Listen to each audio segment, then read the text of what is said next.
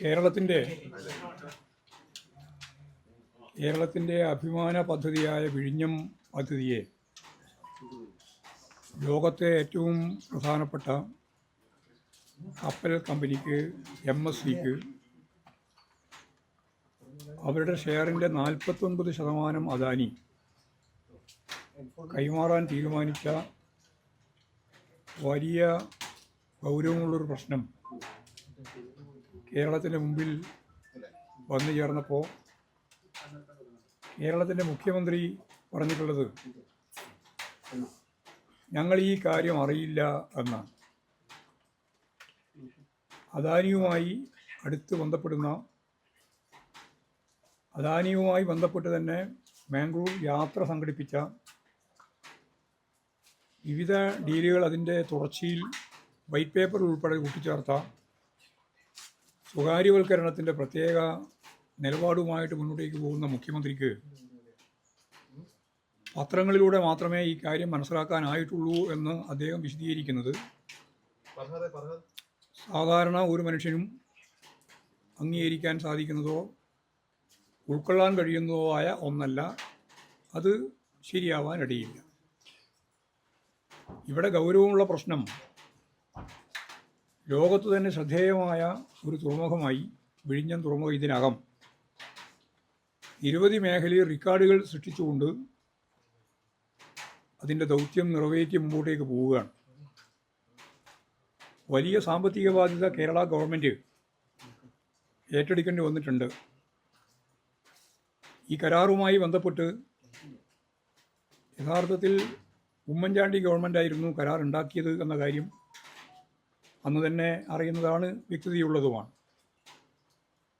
കോൺഗ്രസിൻ്റെ പ്രമുഖ നേതാവ് രാജ്യത്തോട്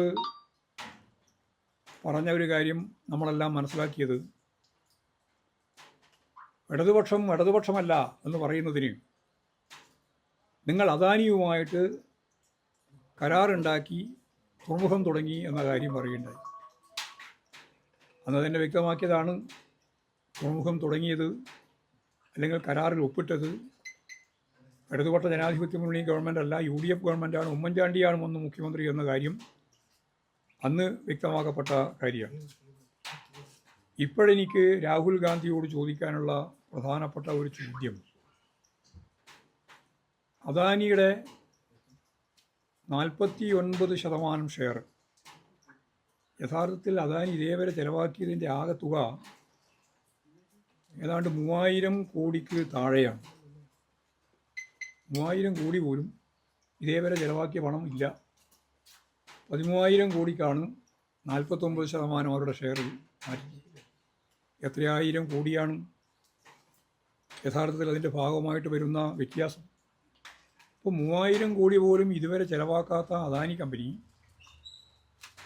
13,000 കോടിക്ക് അവരുടെ ഷെയറിൻ്റെ 49% ഗവൺമെൻറ് സമ്മതമില്ലാതെ, ഇങ്ങനെയാണല്ലോ കാണേണ്ടത്, 25%-ലധികം ഷെയർ കൈമാറുന്നുണ്ടെങ്കിൽ അത് ഗവൺമെൻറ്റിൻ്റെ അംഗീകാരത്തോടുകൂടി മാത്രമേ സാധിക്കുള്ളൂ എന്നുള്ളതാണ് കരാറിലെ വ്യവസ്ഥ. ആ വ്യവസ്ഥയൊന്നും ഞങ്ങൾക്ക് ബാധകമല്ല. കാരണം ഞങ്ങളും VD സതീശനും തമ്മിലുള്ള ഡീൽ അടിസ്ഥാനപ്പെടുത്തി എന്തും തീരുമാനിക്കാൻ ഞങ്ങൾക്ക് അവകാശമുണ്ട് എന്ന രീതിയിൽ കാര്യങ്ങൾ തീരുമാനിച്ചു പോകുന്ന അവസ്ഥയിൽ നിന്നാണ് ഈ ഗുരുതരമായ പ്രത്യാഘാതം. ലോകത്തിലെ ശ്രദ്ധേയമായ എന്ന് മാത്രം പറഞ്ഞാൽ പോരാ, തന്ത്രപ്രധാനമായ ഒരു തുറമുഖം കൂടിയാണ് യഥാർത്ഥത്തിൽ വിഴിഞ്ഞം തുറമുഖം. അതിൻ്റെ രാജ്യരക്ഷാപരമായിട്ടുള്ള ഉത്തരവാദിത്വം വളരെ പ്രധാനപ്പെട്ടതാണ്. അതേപോലെ തന്നെയാണ് അതിൻ്റെ വളർച്ചയിൽ കുത്തകവൽക്കരിക്കപ്പെടുന്ന സാഹചര്യം വന്നാൽ സ്വാഭാവികമായിട്ട് എല്ലാവർക്കും കപ്പൽ ഇറക്കാനും അതിൻ്റെ പരിപാടിയുടെ ഭാഗമായിട്ട് മുമ്പോട്ടേക്ക് പോകാനും കഴിയുന്ന ഒരു സ്ഥാപനം എന്ന രീതിയിലാണ്, മൾട്ടി സംവിധാനത്തിൻ്റെ ഭാഗമായിട്ടാണ് ആ തുറമുഖം കൈകാര്യം ചെയ്യാൻ വേണ്ടി ഗവൺമെൻറ് തീരുമാനിച്ചിരുന്നത്. ഇത് മുഴുവൻ ഒരു കമ്പനിക്ക് തീരെഴുതി കൊടുക്കുന്ന അവസ്ഥയിലേക്ക് മാറുന്ന സാഹചര്യമാണ് വരുന്നത്. ഇനിയിപ്പോഴും 25% ഷെയർ മാറ്റാൻ ഗവൺമെൻറ് സമ്മതം വേണം എന്ന് ഞാൻ അറിയില്ല എന്ന് പറഞ്ഞ VD സതീശൻ ഈ 25%-ലധികം ഷെയർ മാറ്റുന്നതിന് അനുവദിക്കുമോ എന്ന ചോദ്യത്തിന് മറുപടി പറയണം. സ്വാഭാവികമായിട്ടും അത് കുത്തകകൾക്ക് അനുകൂലമായ സാഹചര്യമാണ് സൃഷ്ടിക്കുക എന്നുള്ളതാണ് വളരെ ഗൗരവമുള്ള പ്രശ്നം. നമ്മൾ നേരത്തെ പറഞ്ഞതുപോലെ ഏത് കമ്പനിക്കും മത്സരാധിഷ്ഠിതമായിട്ട് വരാനും പോർട്ടിൻ്റെ സേവനം ഉപയോഗപ്പെടുത്താനും സാധിക്കുന്നതിന് പകരം ഈ രീതിയിലുള്ള നിലപാടിനെ കേരളം ശക്തിയായിട്ട് എതിർക്കേണ്ടതുണ്ട്. കേരളത്തിൻ്റെയും ഇന്ത്യയുടെയും ഭാവി വളരെ ശ്രദ്ധേയമായ രീതിയിലാണ് വിഴിഞ്ഞം തുറമുഖവുമായിട്ട് നമ്മൾ കാണുകയും അതിനുവേണ്ടി പ്രവർത്തിക്കുകയും ഒക്കെ ചെയ്തിട്ടുള്ളത്. രണ്ടാമത്തെ കാര്യം എന്താ പറഞ്ഞാൽ, നമുക്ക് കേരളത്തിൻ്റെ മാത്രമല്ല ഇന്ത്യയുടെ തന്നെ വളരെ ഗൗരവമുള്ളൊരു പ്രശ്നം, കോടിക്കണക്കിന് മനുഷ്യരെ, പാവപ്പെട്ട മനുഷ്യരെ ബാധിക്കുന്ന ഒരു പ്രശ്നം ഇന്നലത്തോടുകൂടി അത് ഇല്ലാതായി കഴിഞ്ഞിരിക്കുകയാണ്. തൊഴിലുറപ്പ് പദ്ധതി ഒന്നാം UPA ഗവൺമെൻറ്റിൻ്റെ കാലത്ത് CPIM ഉൾപ്പെടെയുള്ള ഇടതുപക്ഷ പ്രസ്ഥാനങ്ങളുടെ പിന്തുണയോടുകൂടി ഭരണം നടത്തുന്ന ആ ഘട്ടത്തിലാണ് ഇന്ത്യയുടെ ചരിത്രത്തിലെ ഏറ്റവും വലിയ തൊഴിൽദാന പദ്ധതി നടപ്പിലാക്കിയത്.